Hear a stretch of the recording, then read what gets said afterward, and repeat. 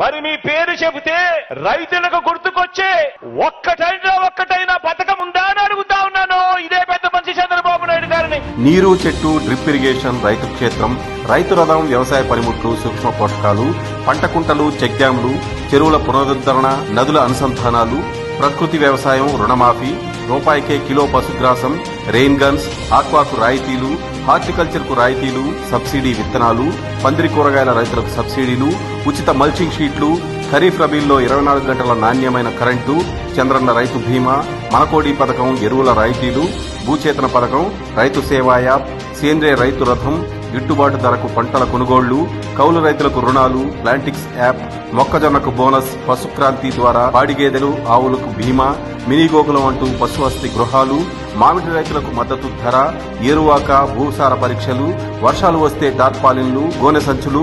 కాలువల ద్వారా సీమకు కూడా నీరు అందించడం, నీటి ప్రాజెక్టులు, పోలవరం, ఏడాదిలో పట్టిసీమ. చంద్రబాబు అంటే గుర్తుకొచ్చేవన్నీ చెప్పాలంటే సివిల్స్ కు ప్రిపేర్ అయ్యే వ్యాసాలే అవుతాయి.